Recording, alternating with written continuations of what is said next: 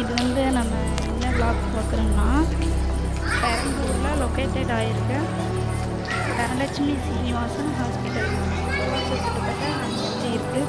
அதோட night black நம்ம பார்த்துட்ருக்கோம். இது வந்து பாப்பாவும் அவங்க டேடியும் லிஃப்டில் போகிறது. இது வந்து ஃப்ளோர்ஸ் 3rd ஃப்ளோரில் வந்து நாங்கள் நடந்து போயிட்டுருக்கோம். நைட்டு ஒரு 8 o'clock இருக்கும். ஹாஸ்பிட்டல் வந்து ரொம்ப நீட்டாக இருக்கும். நம்ம வந்து இப்போ பெரிய பெரிய ட்ரீட்மெண்ட் இதெல்லாம் பண்ணணுன்னா அமௌண்ட் இல்லாமல் இருக்கும். அந்த மாதிரி உள்ளவங்க ஏதாச்சும் ஒரு ஆப்ரேஷன் அந்த மாதிரி இருந்தால் நம்ம கொஞ்சம் ஒரு அமௌண்ட் பே பண்ணுற மாதிரி இருக்கும். அப்புறம் வந்து நம்ம காப்பீடு போட்டு தருவாங்க.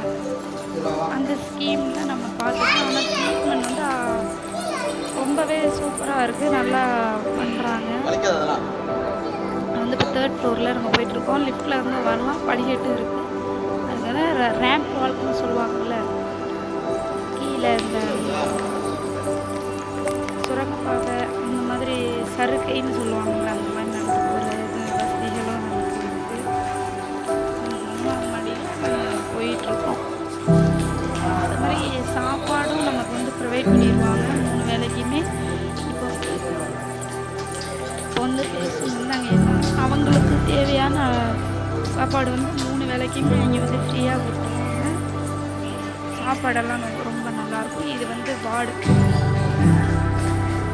ரொம்ப நீட்டாகவே இருக்கும். இந்த மாதிரி உங்களுக்கு ஏதாவது ஒரு ட்ரீட்மெண்ட் எடுக்கணும், அமௌண்ட்டு பத்தலை, நல்லா ஹாஸ்பிட்டல் போனால் நல்லா இருக்குது, பயப்படுற மாதிரி ஒன்றும் இல்லை. அது மாதிரி ப்ரெக்னெண்ட்டாக இருக்கிறவங்களுக்கு எல்லா இசிஜி, எக்கோ, ஸ்கேன்ஸ், டெஸ்ட்டுன்னு எல்லாமே ஃப்ரீ தான்.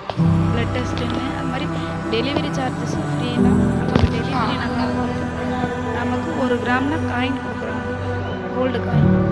இது வந்து வார்டு இவ்வளோ பெட்டு காலியாக இருக்குது. எல்லாமே இன்றைக்கி தான் சர்வே நிறைய பேர் நீட்டாக க்ளீனாக